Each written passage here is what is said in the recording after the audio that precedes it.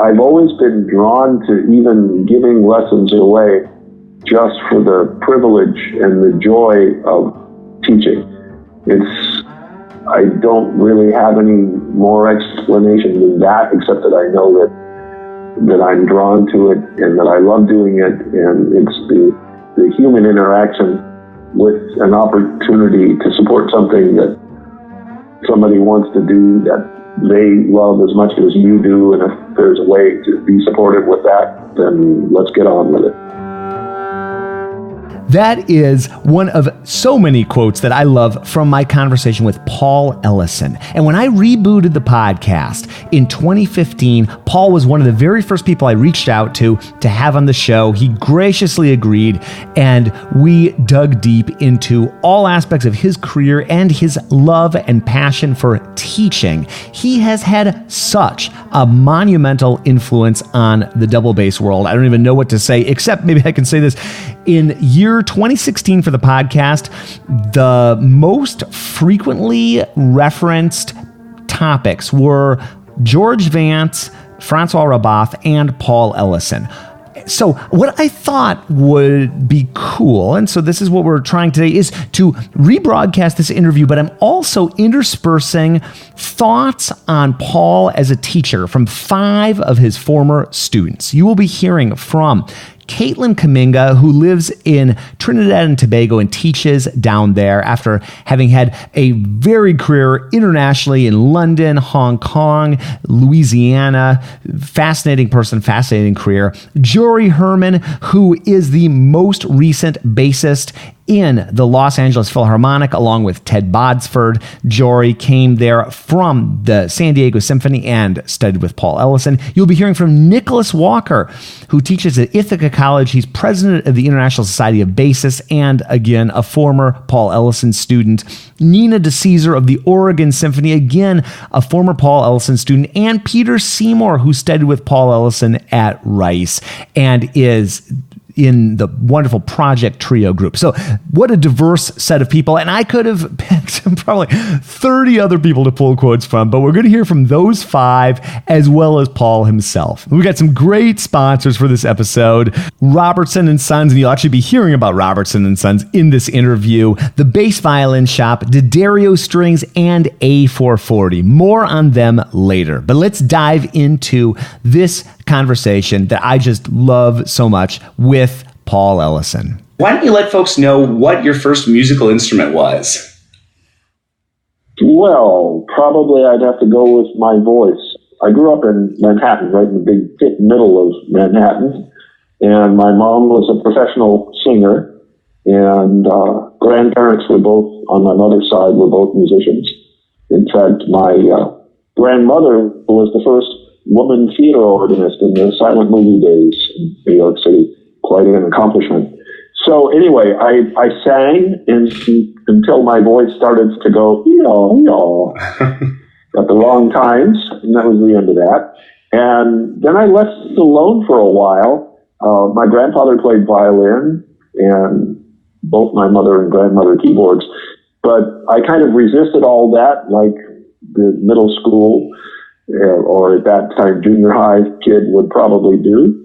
And then I decided when we moved to Chicago, which was for the 8th grade, that it was time for a guitar. So I went down to Lyon and Healy and with my mother and got a nice open hole Gibson. That was my first serious instrument. So when did that, and I forget that Lyon Healy also made guitars. Yeah, they did, but they had a wonderful showroom for guitars. And obviously the Gibson wasn't their brand, but they had a really nice selection of guitars at the time. So it was a special place down on Wabash. Now, what led you to the bass? I went to Senn High School in Chicago, and I knew that they had wonderful music programs at Senn. Lane Tech and Senn were always vying for the high spot and the most prizes on the north side of Chicago. But my first stop was to see the band director at Senn High School, and I told him that I'd always wanted to be a drummer, and he said, "Yeah, you and everybody else." And I kind of looked at him funny, and he said, "I tell you what, you're a big guy. Go down and see the orchestra director, one level lower." And I went downstairs, and there was this charming gentleman that reminded me very much of Peter Lorre. And we were lucky enough to have a guy with a doctorate teaching high school orchestra at Sen, and his name was Ralph Yoakum, wonderful gentleman. And he took a look at me and in true Peter Lorre style said, "Oh, yeah, you're a big one. See that over there?" And I said, "You mean the bass?" And he said, "Oh, you know what it is." Yes.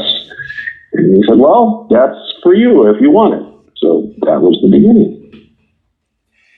So Sen High School, the folks who aren't familiar with Chicago, there are so many good music programs coming out of those high schools in Chicago in the 40s, 50s, 60s. I know so many musicians around here. The quality of the programs was really high. I think Merle J. Isaac, if I remember right, was orchestra director at one of the...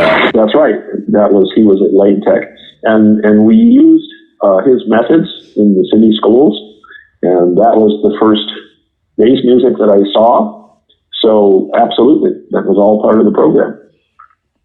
Now, I see that you ended up at Eastern New Mexico University. Tell us about that journey. That's in Portales, isn't it? That's in Portales. That's exactly right. Well, if you think about the time period, that was 1960. And there was just the beginning of a kind of revolution in the country. You know, all the flap about Vietnam had started, and young people were looking for different paths.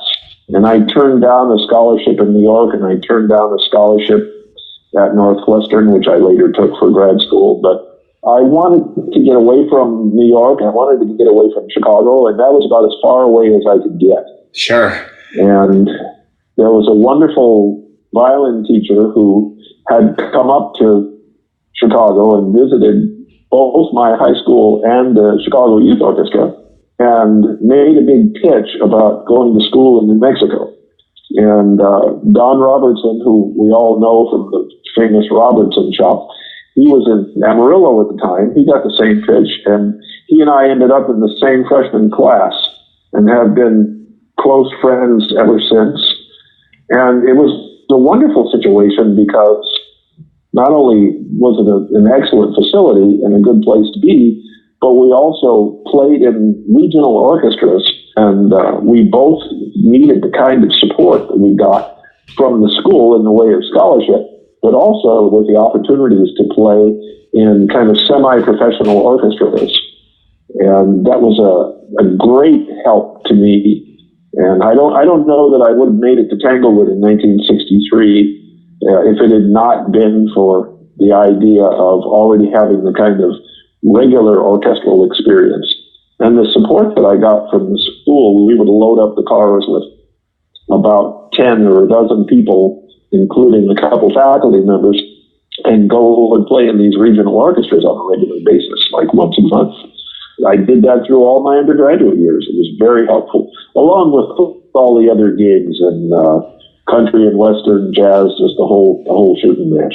Here's Jory Herman of the Los Angeles Philharmonic about his experiences studying with Paul. I studied with Paul Ellison, and I studied with him in high school at the very last year of my high school. So we kind of started a rapport together, and Rice was just one of the greatest things to happen to me. The worst thing about it is that it's in Houston. It's try to get out of there during the summers. It's gnarly. But the Rice area is gorgeous. If anyone's been to the campus or that area of town, it's a place to visit and truly inspiring to walk into the music building as well. It's just a sense of wonder almost.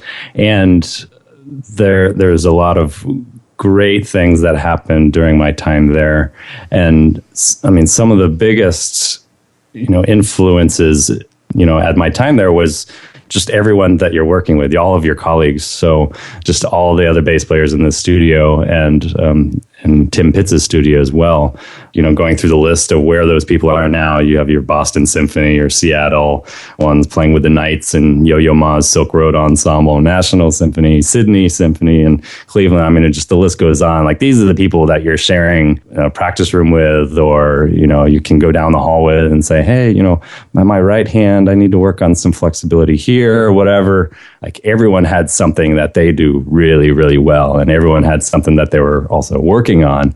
And most likely, if you look to someone else, they're going to be able to kind of help you that way. Paul's really created a wonderful kind of atmosphere there of support, and everyone's in there. There's a healthy amount of competition. It's not cutthroat at all. Everyone's there to raise the bar. And when that happens, just things, go through the roof, and it's amazing. And so those were some of the great experiences I had at Rice. The other one is the fact that in the undergrad experience, you're placed in a college system. So most of my actual close friends and the people that I hung out with and my roommates weren't musicians at all.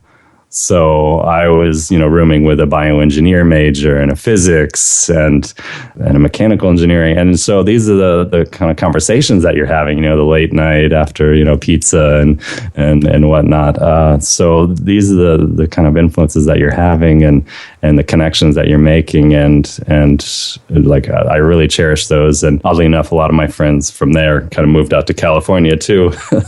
And so we're all, oddly enough, over here on the West Coast.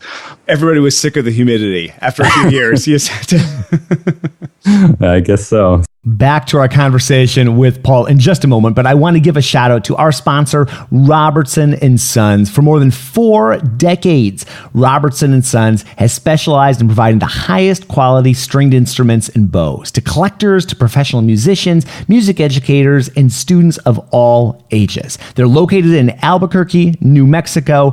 Paul, of course, spent time in New Mexico, met Don Robertson at Eastern, and Don has gone on with his sons now to build just the most fantastic bass shop. It's wonderful. If you have not been, you need to go to Albuquerque, New Mexico. You need to check out their wonderful collection, and you need to try out some of the basses that they have there in their beautiful recital hall. It's available to anybody coming through who wants to try out an instrument or a bow.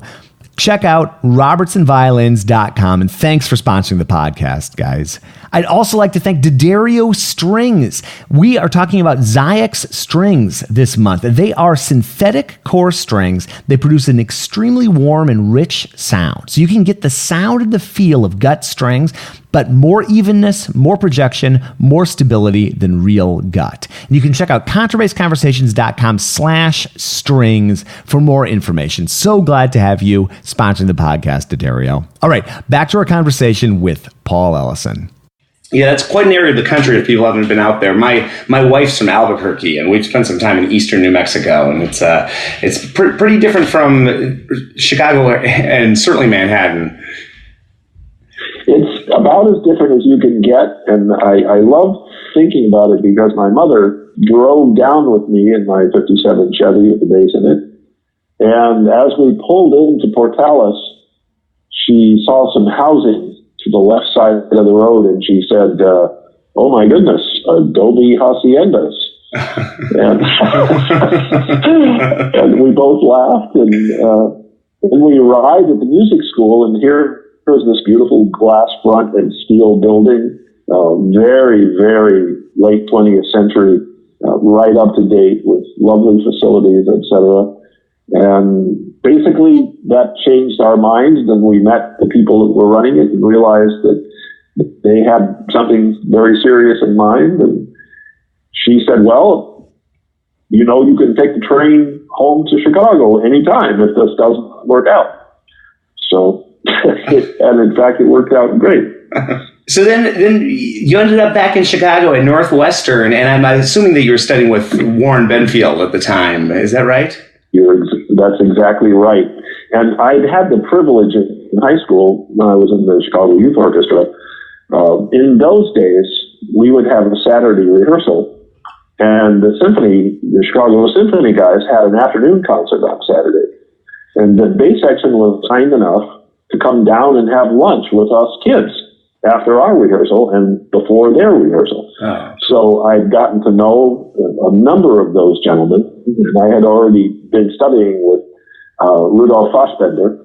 So we knew each other, and he introduced me to all the other gentlemen. And so I had a nice relationship, student to mentor relationship with several of those gentlemen. And that was a great way to start. Having gone to Tanglewood in my junior year of undergrad school and realizing that, okay, I'd really like to go to grad school and I think I should go back to Chicago. And I let Mr. Benfield know that I wanted to do that and sent my reel-to-reel tape up there as an audition. And that was that. Yeah, I often tell my students, in the line of the story is about trekking several miles through the snow by foot on the way to school. I don't have any of those, but I do have my recording stories.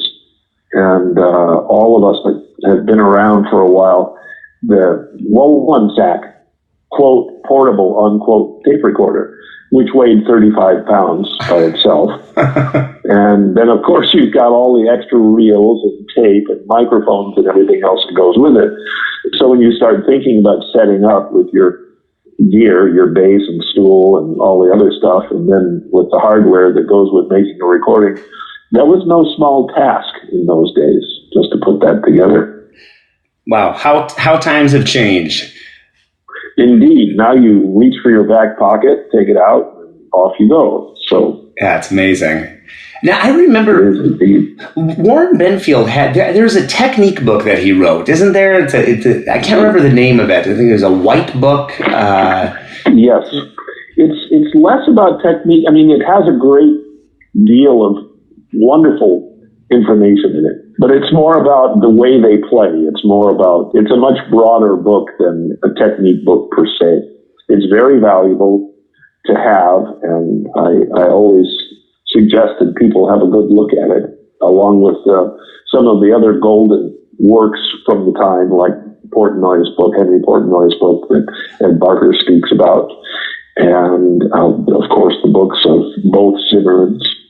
So there was, and all of those guys knew each other, which is, that's a wonderful aspect of this whole thing. That was a great period of them soul searching and looking at what's new and what's not and what's valuable from before.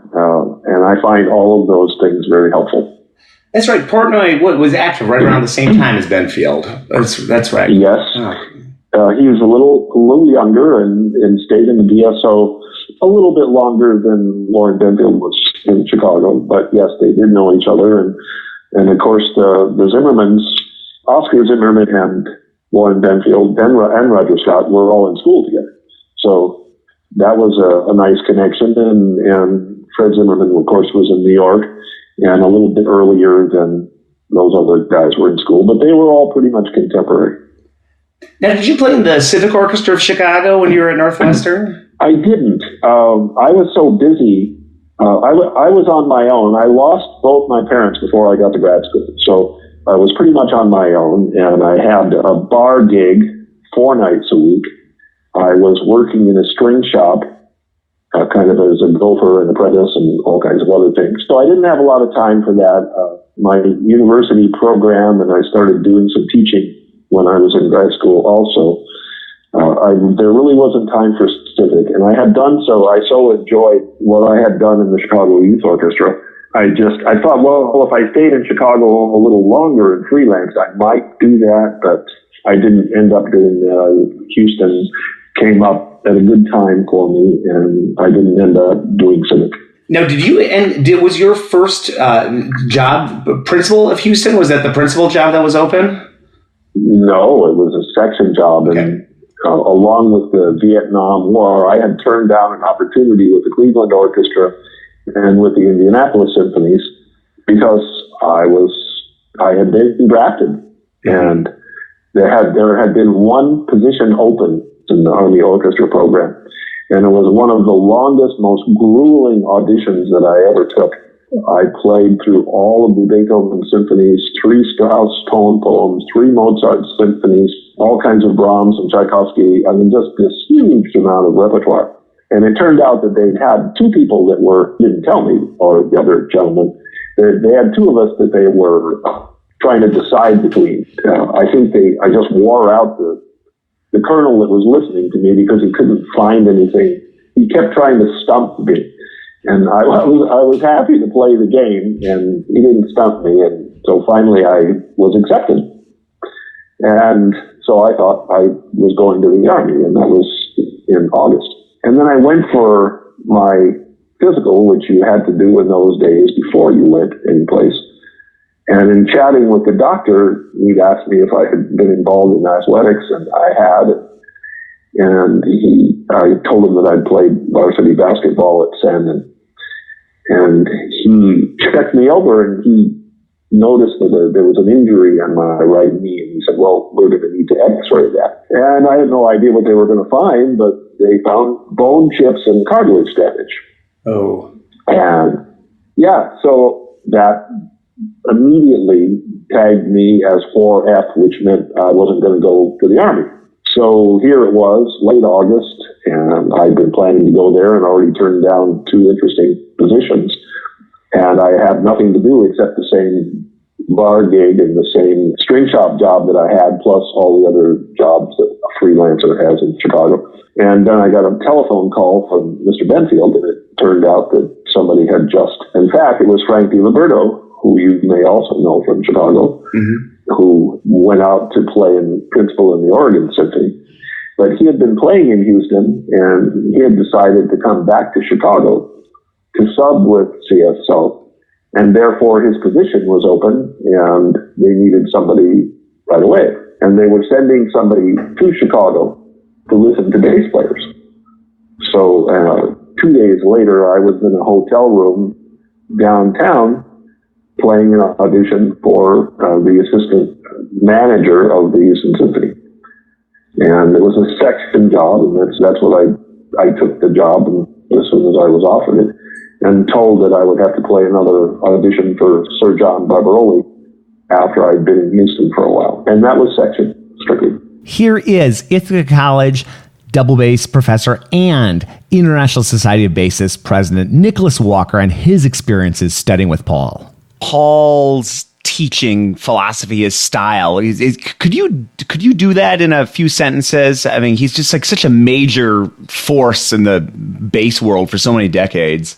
Well, he really is. Well, I don't know if I can sum it up, but how about I'll tell you something that I noticed. So one of the things that, he's been a great mentor to me in all stages of my life. So I met him before I was 18 and here in Rice, and now I'm 44, so I've known him for a good bit of time. And, he's helped me think through lots of big career moves, getting a job, applying for different things, moving to different continents, lots of things in the bass world. But one of the things that have been really fortunate for me is for many years I've been teaching at Domaine Forget with Paul. And what happens there is that there's sort of two, I don't know, maybe for lack of a better word, master teachers, usually Paul for 2 weeks and Francois Rabath for 2 weeks. And then there's 4 of us, 2 of us work with each of them. I don't want to call us underlings at all, because you're talking about people like, Etienne Lafrance and David Allen Moore and Sebastian Dubé and Ali Yazdanfar and Scott Dixon. These are really serious, fantastic thinkers and players, but maybe we're just younger, different generation. So the way that the camp is structured is that there's time for us to do teaching, there's time for the senior faculty to do teaching, and then there's also time for us to observe their teaching and for them to observe our teaching. So there's been a lot of time over, 15 or more years that I've been going there, that I've been able to sort of watch a masterclass and think, okay, so I know this student now from working with this student for a while. This is how I would engage. And here's what I notice about Paul. Paul always starts almost every lesson or masterclass with something that goes like this.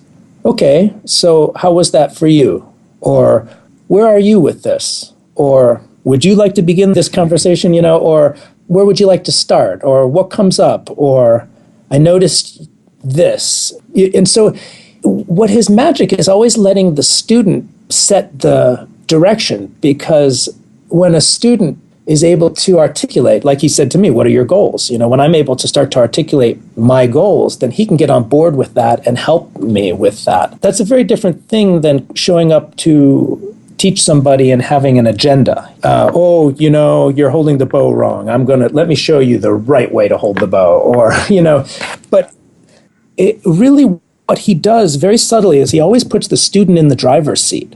And it's a funny thing, but there's a million ways that I notice that happens and where it's possible to do that.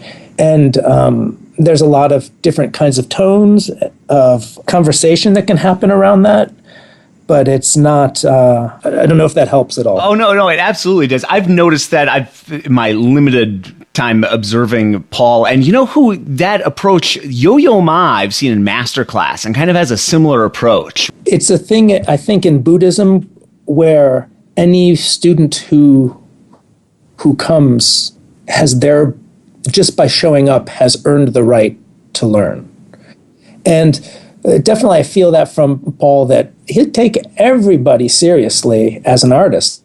I mean, just if you're there, then it doesn't matter if you're 10 years old. I mean, I don't know if you've seen these pictures of him working with the little kids at Tracy Rowell's program or Carolyn Emery program or something. I mean, when he works with the kids, it's the same. It doesn't matter if he's working with somebody in her 50s in a professional orchestra or a little kid, and it's just complete dedication to this journey and identifying with somebody as being somewhere along that path. And here we are, two artists trying to work it out together. Oh, I love that dedication to the young students. In fact, when I interviewed him, we were talking about a photo to use, and he specifically requested using one of those photos of him working with the super young students, which I just thought was very, very cool and said something.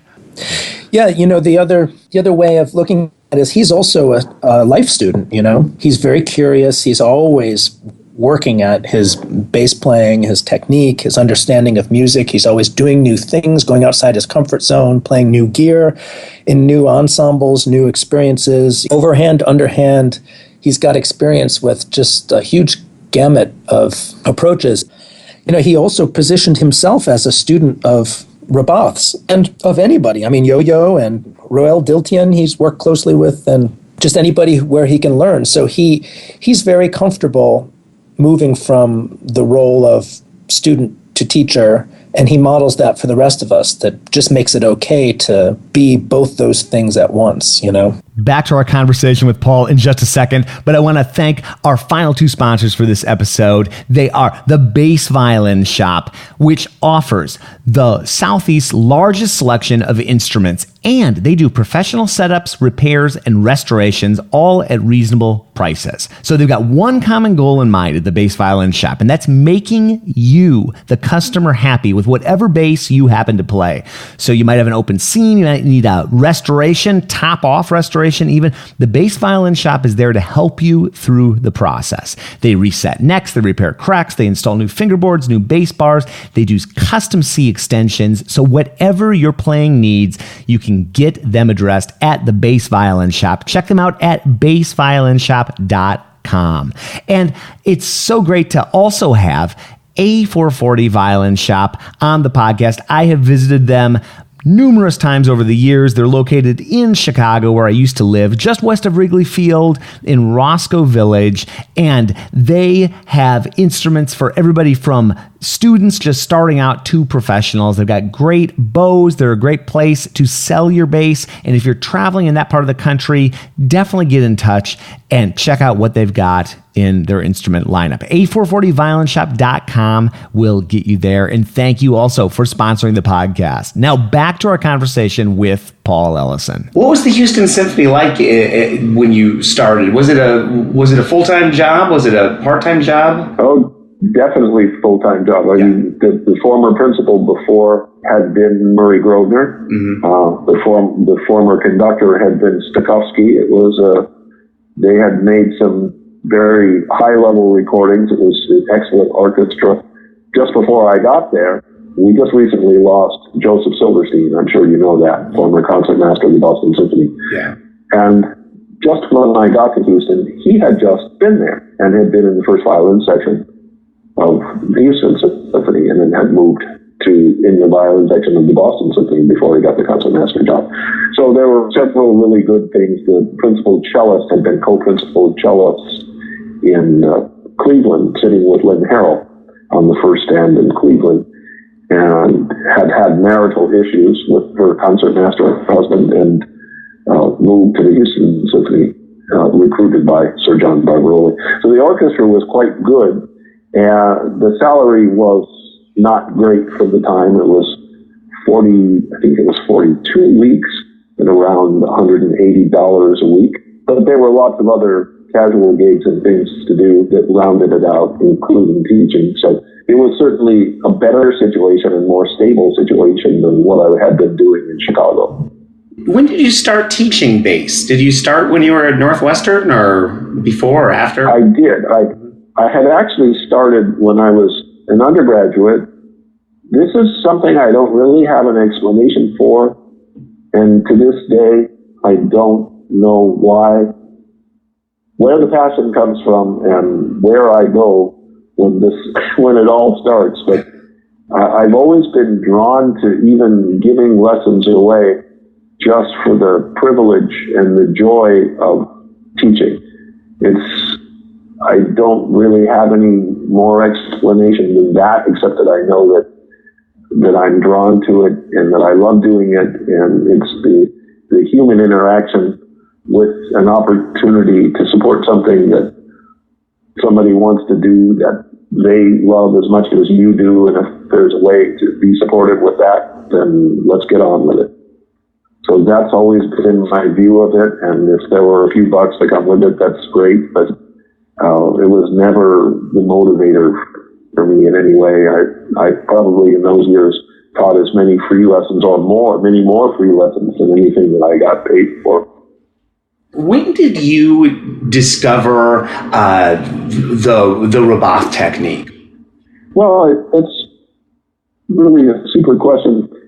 The ISB at the time, Barry Green was president of the ISB, and he was in Cincinnati playing principal in the Cincinnati Orchestra and teaching at CCM in Cincinnati. And I was in Cincinnati doing the Congress of Strings at the time. And Barry asked me to join forces with him to do these summer ISB summer workshops, which this is pre-convention. We didn't have conventions yet. This was a way to gather people together and to bring in some superstars from around North America and in some cases Europe, like Franco Petracchi and Francois and other people. Frank Proto was very involved in all of this as a participant and as a supporter. And it was Frank that brought us the early recordings of Roboth that had been Philips recordings. There were 2 33s. And our minds were immediately blown by what we listened to on those recordings. And Barry and Frank figured out a way to entice Francois to come to Cincinnati in the middle of the summer and play a concert, do a TV show, and work with the students that were there for the period of the class, which was 3 weeks. It seems to me it could have been 4, but I'm not exactly sure about that. It was several weeks. So that was the beginning. My job at various camps at our ISB summer schools my job was to take care of the orchestra repertoire, to teach the orchestra repertoire classes. He and I also did an exercise class together in the morning, physical exercise. We met at 7. We would do some yoga and stretches, and then take a couple-mile run, and then have breakfast, and then go to school and start with scales, arpeggios, bowings, and all of that. So it was a really super program. And the only thing that's left that's like it at all is the one that I do now, along with Scott Dixon of the Cleveland Orchestra. I'm just jumping in for a second here. Paul wanted to make sure that we get a couple additional names in this list of the Domaine Forget faculty, that Francois Roboth and Etienne Lafrance of the Quebec Symphony also are on faculty here at this program. David Moore of Los Angeles Phil, our next president, Nicholas Walker up at Ithaca. Mm-hmm. The program we do it in Domaine Forget, which is up in Quebec, which is 4 weeks long and probably the most intense program of its kind anywhere in the world. You can't get enough of it. Yeah, that seems like, it sounds like such an amazing program to me. Yeah, it's really something. So that's cool. So that's similar to what you and Barry were doing.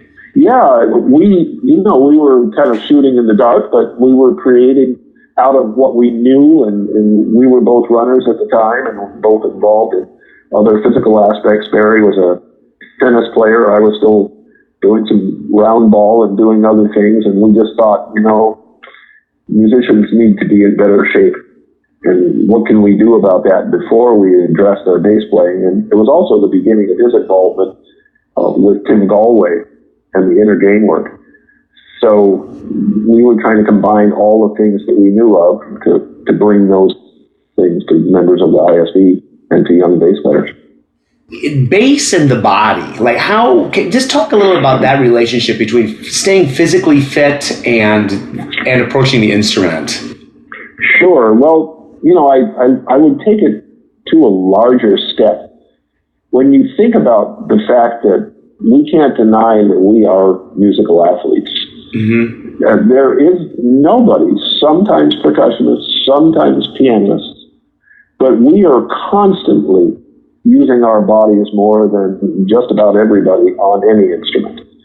And then, if you compare that to athletics in general, what is it that all ball players do, whether it's baseball, football, basketball, soccer, and rugby and all of that? You have to have the kind of endurance and the kind of energy to take you through being able to put a ball in a hoop or throw it across the field or hit it with the stick. Whatever it is you do, you have to be in good enough touch with your body mentally and physically to get the result that you desire for whatever the skill is that you're going to do. And the more you look at yourself holistically, the more you're aware, your proprioception, one of my favorite words, of what your body is doing at all times, the more ability you have to understand and get your mind and your body to act at the same time and go in the same direction. So all of these things, I recently answered a question for Kristen Kolb, and it's on the ISB website. Diana Gannett and Peter Lloyd and I all answered this question. How do we deal with breathing in music? And it's a problem if your music breathing is different than any other breathing. And then we look at some of the disciplines that are out there, which include Tai Chi and yoga and martial arts, etc. All of them have components of how you manage your breath just as a person.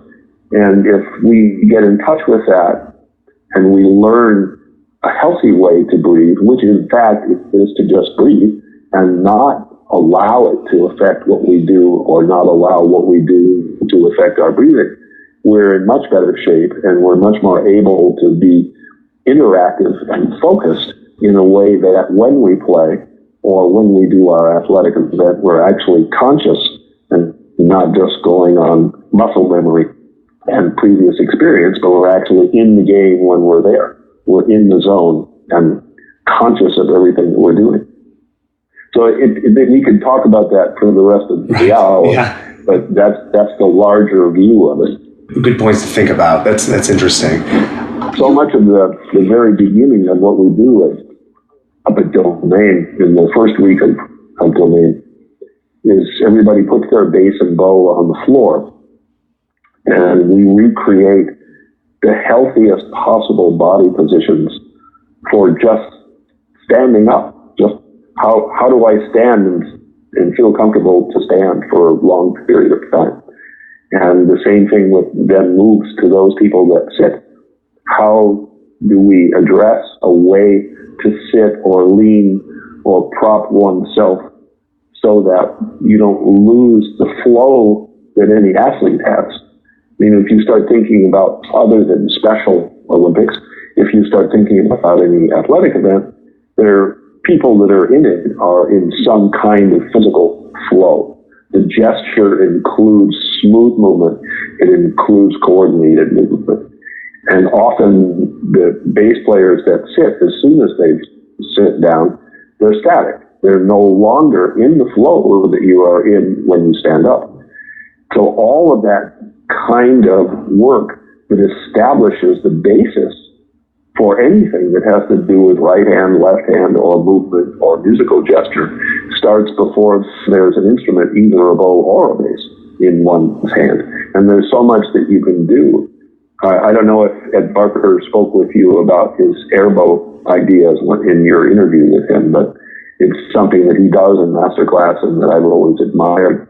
And we do a fair amount of that kind of movement at Domaine to set up the premise of it's about your movement. It isn't about what you do with this foreign object in your hand, just talking about the bass, or both foreign objects, a stick with hair on it and the bass.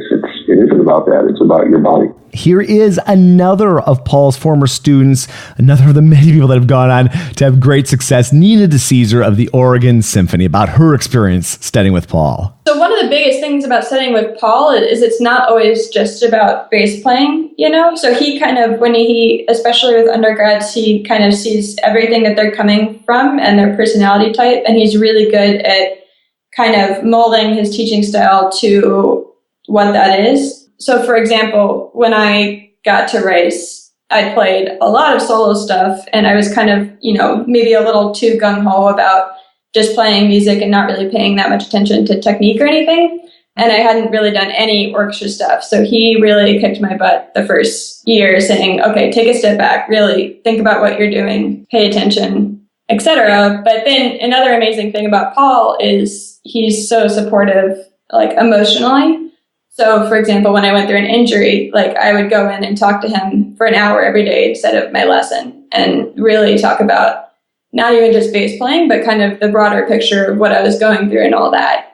And then technically, what Paul is able to do when he's teaching is incredible, because he can see a problem that comes across as maybe playing out of tune, and he's immediately able to say, oh, you're doing this physically, that's why you're playing out of tune, or that's why it's scratchy. And it's really nice to have answers like that from someone.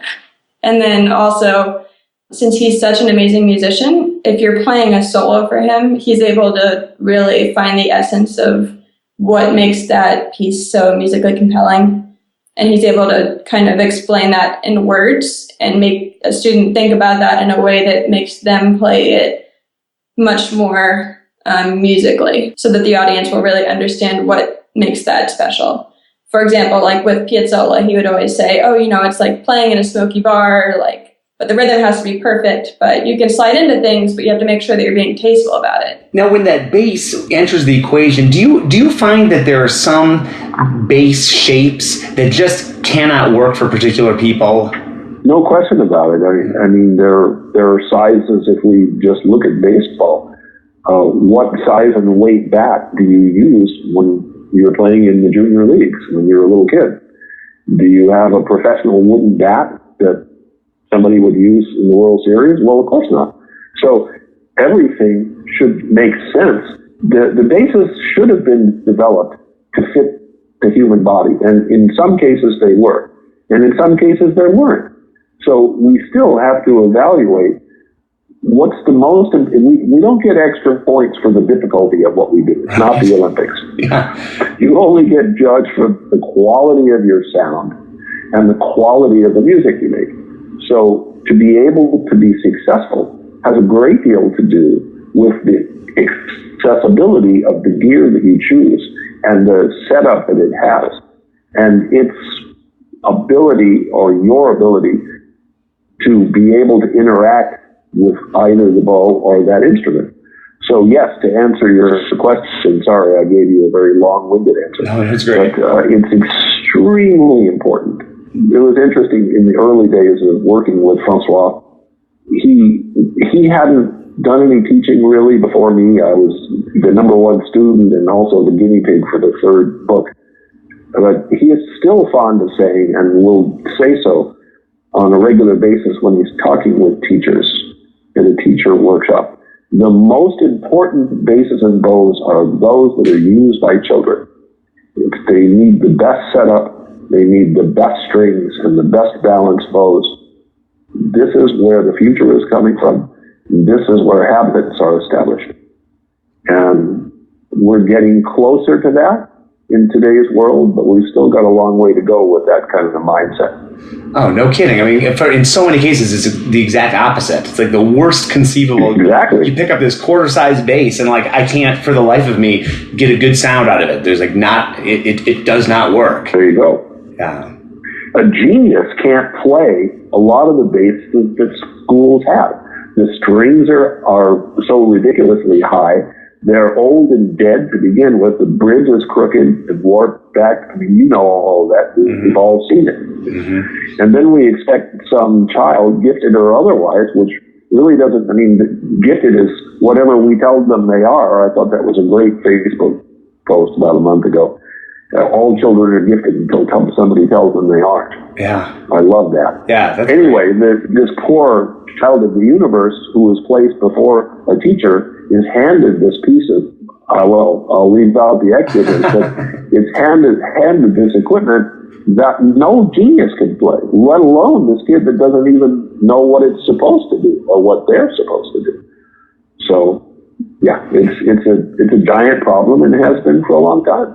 And then you wonder why people develop certain physical habits in their playing early on. And sure. You've been thinking about these things obviously for quite a while. What have you noticed in terms of modern instruments? What have you seen the last couple of decades in terms of the new makers that are out there? What changes have you seen? Well, thankfully everything's going in a wonderful direction. The people that are winning gold medals, of course, Dan Hatches is the only one that's won 3 anywhere, I mean, like in the world. You pick up one of his basses, whether it's the 8/8 model, the Busan model, or the somewhat smaller model, you immediately realize that if you're a bass player, you can play that bass. That there's nothing missing. That everything is where it's supposed to be.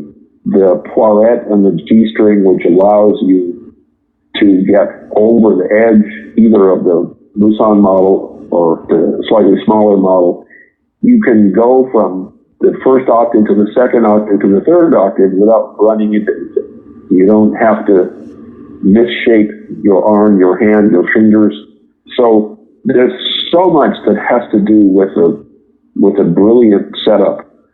And we have somebody like the gentleman, Charles Kenwell, who developed the bass that Rabat uses, that Francois uses, and at a World's Fair won gold medal for that particular instrument and for what he had done in the way of setup, not necessarily just that instrument. Because that instrument is perfect for what Francois does with it, but obviously we're not going to use that instrument for the orchestra. Mm-hmm. And even one of Francois' students, one of our living geniuses, Renaud Garcia-Font, doesn't use that particular instrument, but the technology that came in that period in the early 30s from Charles Kenwell and in the setup of the fingerboard and the strings is now almost universal. We still have people that resist it, but that's okay. They're paying the price every day. So that technology is out there and has been shared among all the super makers. And there are lots of great things that are, I mean, all we have to do is go to a convention and go to the new bass room. It's rare in today's day. It's rare to pick up one that is difficult to play and doesn't suit the average player.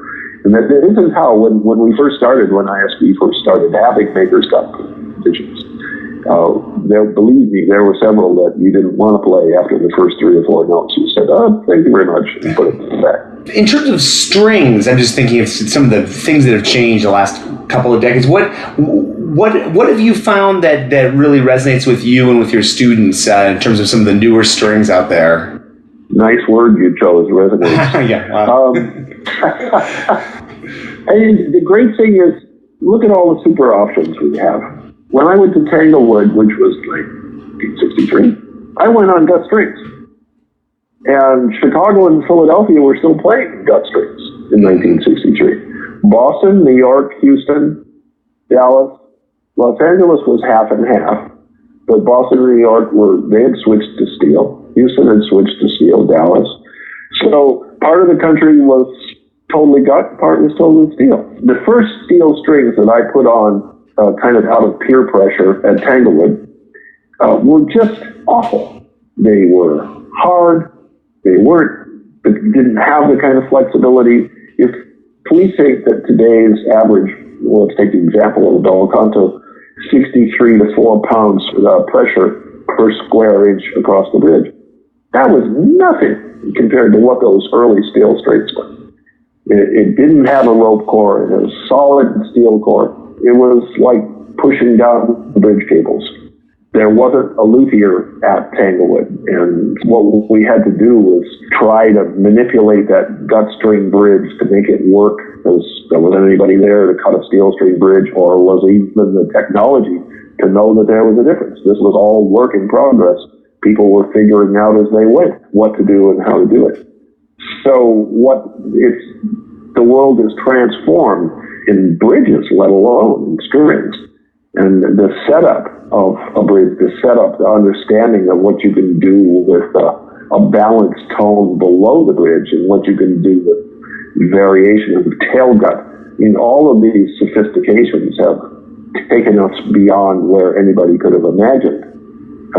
Me showing up with a gut string set, 2 raw gut and 2 wound gut or flat wound gut on the A and E at the bottom. Different universe. Yeah.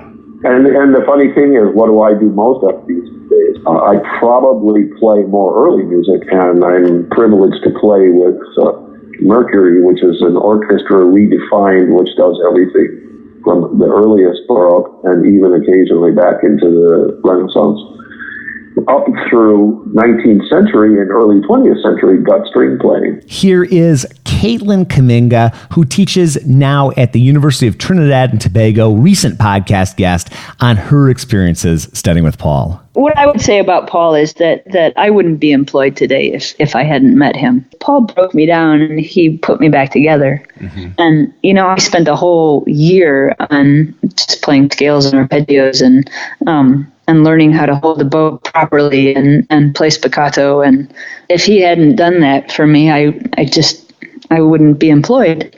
And Paul helped me. I was so focused on getting an orchestral job. It was all I wanted.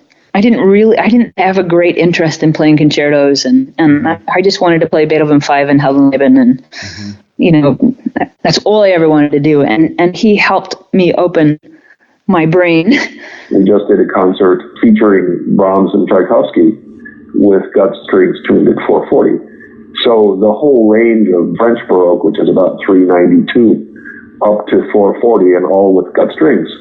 I find that fascinating, and I have different gut strings and different setups and all the variety of bows that go with it. But it's so informative as to, well, what did Haydn actually write for? What did Beethoven? How did he get those low notes? Is everybody aware that he hired extra contrabassoons, one who stood behind the bass section, to fill in all the low notes that the strings weren't good enough to play, because he really wanted those low pitches? So this is all fabulous scholarship, and this is all what we know today, that when I was a student, there wasn't any information like that. Nobody knew it. Even the scholars didn't have that information yet. So it's a fascinating time to make string choices for a reason other than, I like that. That sounds nice. Oh, yeah, that feels good. No. Yeah. What kind of articulation are you looking for? What are you going to play with this string? Is this a string you're going to play orchestra tuning solos?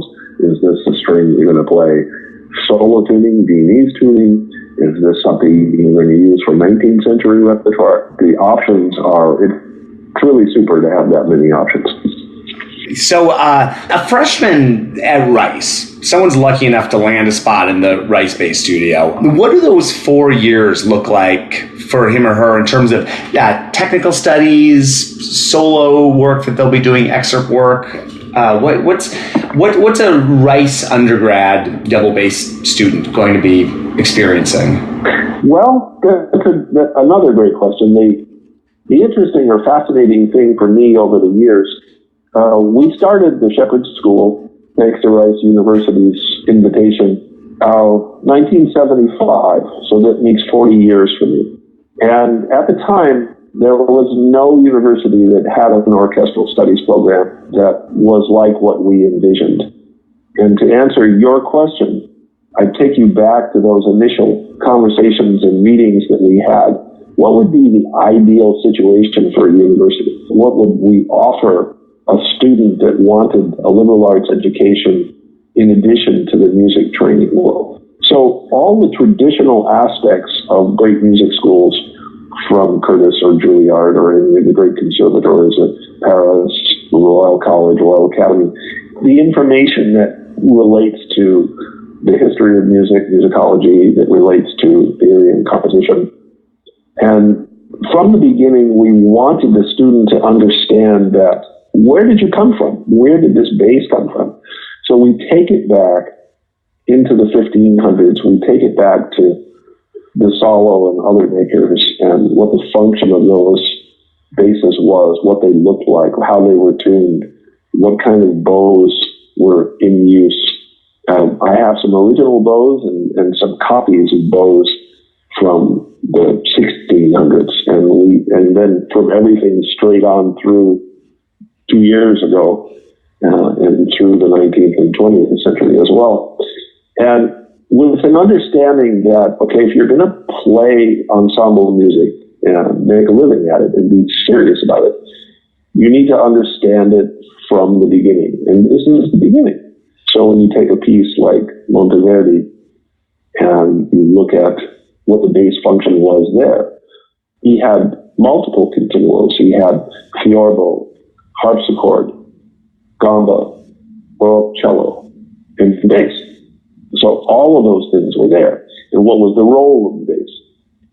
How did it function? How low was it able to go? What kind of strings did it have?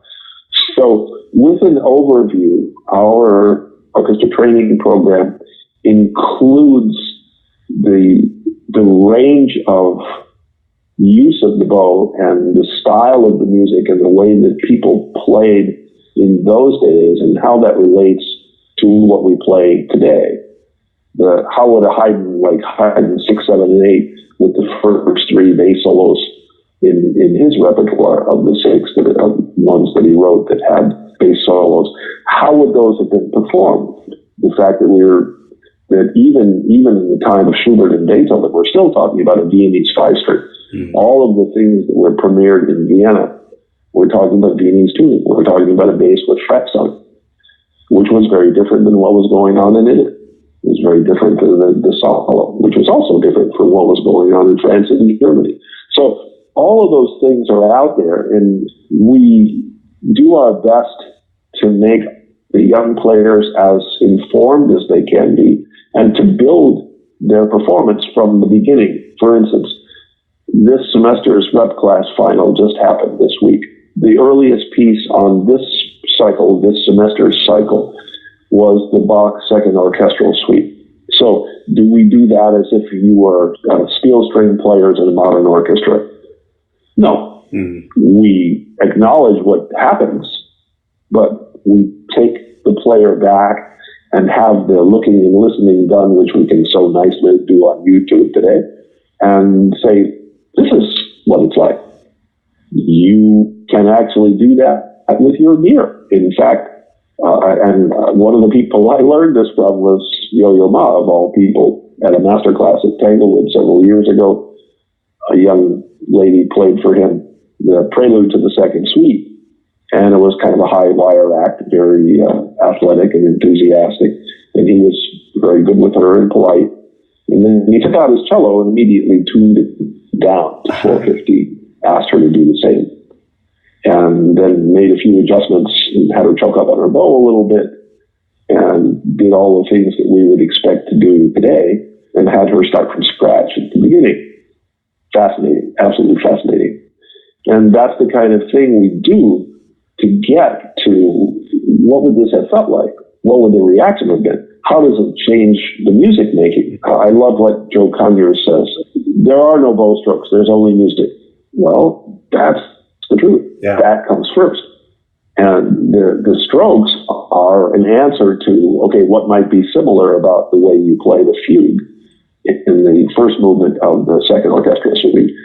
that might be very close to what you might do in an early Mozart symphony or an early Haydn symphony. But the very open, the introduction, the French overture style, is totally different than anything we're going to see in any place but the German Baroque. Mm-hmm. So giving people this kind of knowledge and understanding of how you build a bow technique, instead of taking 20th and 21st century orchestra training and every now and then giving a nod to going backwards towards even Brahms, but going back further than that to Schumann, Schubert, Beethoven. That's kind of backwards. So I had the thought that it would be really good to do it from the beginning of bass and ensembles all the way through what we do today. And that's a little bit of a window. It doesn't answer. You may have some more specifics that I'd be happy to answer. But that's more of the philosophy of what goes on in the bass studio and what goes on in general at the Shepherd School. Here is Peter Seymour of Project Trio on Paul, and it sounds like it's audio from the 1920s or something. I really didn't know what I was doing with audio at the point of talking with Peter, but great content, of course. So here's Peter Seymour on his experiences studying with Paul. It was so amazing to go to Rice to see some of the musicians that were there, some of the bass players, some of the best bass players around, all these just young guys who were really hungry and really doing it. And I got to say that Paul's one of the greatest teachers and mentors anyone could ever have on the bass. The guy is just he does it all, man. He's one of the best. I love that idea that you talk about that Joe Conyer said. There are no bow strokes. There's only music. And so much of our music is from those eras. I mean, how much of what we typically play in any given year comes from the era of steel strings at all? Almost none of it. Yeah, right. Exactly. And even the early Shostakovich, there were no steel strings for that, or Prokofiev, or Stravinsky. I mean, you've got to get to Paderewski and late Shostakovich before you get to any steel strings. Nothing at Prokofiev has steel strings. So you can imagine my first concert with Fritz Reiner in the Chicago Symphony. I think I was maybe 15, and the opening piece was Don Juan. And he trotted himself out there and looked over his little hat, glasses, moved his baton about an inch and a half, and all hell broke loose. And literally all hell broke loose. And you listen to those recordings of Chicago with Reiner, and you listen to that profound Strauss, and you don't even think about the fact that, wait a minute, the cellos and the basses and some of the violins still were all playing gut strings. Yeah. That's quite remarkable. That's true. When you listen to the quality of the pizzicato sound, there is no other pizzicato sound in all of any recorded music that sounds close to what you can do with a gut string pizzicato. And jazz players know that. Christian knows that. You can't get that sound any other way. So what can we do with a steel string? Is that part of the choice of the steel string that you use with orchestra? Do you sit down and play the Sibelius Second Symphony slow movement to find out if the sound is going to be anything like what Sibelius had in mind, or anything like the texture of what a great gut string bass sounds like? So yeah, that's a good example. At the Shepherd School, what sort of opportunities are there for players to experience gut strings? I'm assuming there's an early music ensemble or several. Right. Well, there's a collegium that's run by the musicology department, and in fact, one of my former master's students at USC, Dr. Peter Lowen, he and Greg Barnett, also Dr. Greg Barnett, both of them are early music specialists. Both of them are bass players. So between them, they handle the collegium. They take turns. And the students learn how to do that on gamba. They learn about it on the various sizes of gamba. They learn it on Baroque bass. In my studio, in the open part of the studio, not in my office, although there's a whole array of them in there too, I leave out the earliest bows. I leave out, let's see, how many are there out there right now? There's at least a half a dozen bows that go from the early Baroque through Bottesini, up through the turn of the 19th into the 20th century, with several things in between. So I don't ask them to, some of them use them in their recitals, they're welcome to do that, but I want them to try them to see, okay, this is what it was like when Bottesini was playing on his silk strings and he was playing his own repertoire. It's this kind of bow that he was using. What difference does that make when you're playing the harmonics? And how does that bow interact with the string and allow the harmonics to speak, as opposed to the probably 20th century, mid-20th century style bow that the student has? And the difference is vast. And they discover how to do it with their bow by having done it with the bow for which it was written. That's so great that they get a chance to experience that. Every time I pick up a Baroque bow, which is not often enough, I feel like a different player than when I come back to my main bow. You just learn so much. Yeah, for sure. And you start fooling with Bach, and we've got these geniuses like Leonid Kavakos, the brilliant Greek violinist. And even when he's playing on his steel strings and playing an encore, like after a Beethoven concerto or a Tchaikovsky concerto, he will always play Bach. And it's so spectacular. And you watch what he does, and you watch how he handles his current gear. It's like up-to-date gear. But he knows what to do with gut strings, and he knows how to play on his own early bows. So when he does it with his present gear, he informs us how brilliant you can be with what you have, as long as you understand where it came from and how it got there. Peter Wiswole, with his cello playing, does exactly the same thing. And the very idea that he was lucky enough to grow up under the tutelage of André Bosma and learn his skills from probably our most important early music, I would say, string player. Even Rachel Podger, certainly on the violin, is today's answer to him on cello. But he really gives us that concept and all of those concepts in such a wonderful way. So, yeah, it's out there to do. And as I said, what would we do without YouTube? I can't even imagine how lucky today's students are to not just be able to find something, which I couldn't even find, but to be able to have a plethora of things, to have good, bad, and everything.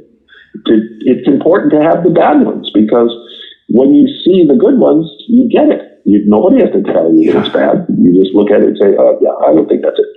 And you have the good ones. It's just amazing what we have out there. I remember my work study job at Northwestern was working in the listening library, and it was still pulling out the LPs. People come in, go through all the stuff at the library, go up to the second floor, get the LP. I mean, it's unbelievable. There's one device you can access any content recorded pretty much at all. Folks, if you haven't heard Honor Bilsma's recordings of Bach, I mean, that was like a total revelation for me when I heard those. My teacher, Michael Ovnanian, were his go-to recordings for me. Sure. Well, I mean, all of us, before you were ever at Northwestern, the gentleman that was in charge of Baroque studies was named John Ohl, Dr. John Ohl. And he wrote the text, Music Before 1750. And in his Baroque class, we all brought our instruments to every class.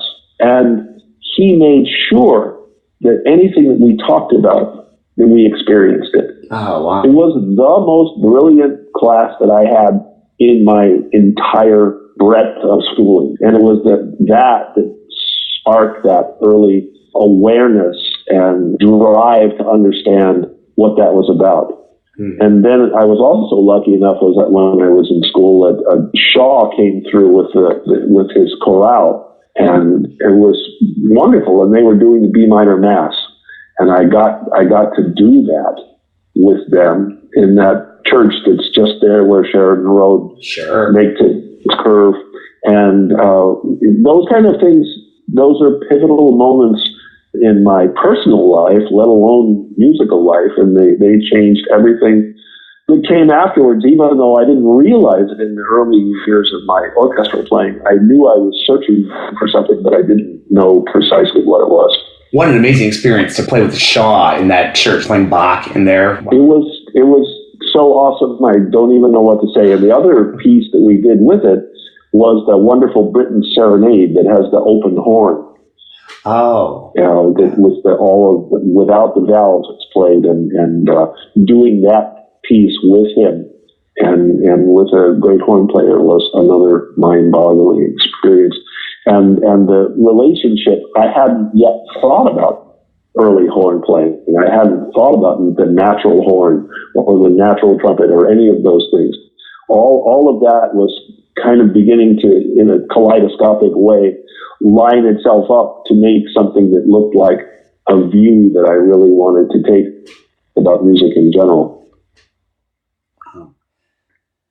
Paul, this has been such a pleasure. I'm just so thrilled that we got the opportunity to chat. I've been wanting to for years, and I just really appreciate having you on the program. It's my pleasure because I get to to share some of the stuff that has meant so much to me, and I'm always happy to share it. And I look for people who have the patience to listen to it.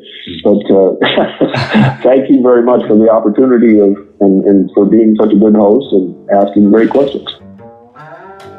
Well, there you have it, folks. I hope you've enjoyed these couple weeks of From the Archives episodes. I love going back and revisiting. I feel like I could just do nothing but go back and look and reflect and digest and gain new lessons from all the people I've chatted with. I feel like this is an amazing archive already. But I also think we're just getting started, and you would not believe the people I have lined up, what I have in the can already, what I have on the schedule for upcoming guests, more highlight episodes, more tribute episodes like this. And I would love your thoughts on what direction to go. This is your show, you, the listener. Yes, I host. Yes, I'm the one babbling in the microphone here. But this is all content that's generated and directed by the people that listen to this show. And you can join in that process by getting in touch. The best way to do it is emailing me, feedback@contrabassconversations.com. Share a guest idea. That goes into my planning process. I have a document for that. A topic that you think would be interesting to explore. Just say hi. Write in. Let me know where you're from, what you're up to. Are you in school? Are you an adult learner? Are you not a bass player? We have a huge percentage of people that aren't bass. Well, maybe not a huge percentage. We have a percentage of people that are not bass players that listen to this show too, because the secret is really what we're talking about. Even Paul and I talking about bows and that sort of thing here today. It's about bass, yes, but it's about music. It's about life. It's about learning, growing, developing. So it applies to everybody. So, and I love hearing from people who aren't bassists. Definitely write in and let me know. I just heard from a pianist recently. I've heard from several other people that play other instruments and they follow along and they love the show. Thanks again for following along with these couple weeks of From the Archives greatest hits of Contrabass Conversations, and we will be back with new content here as we get into November with more life on the low end of the spectrum.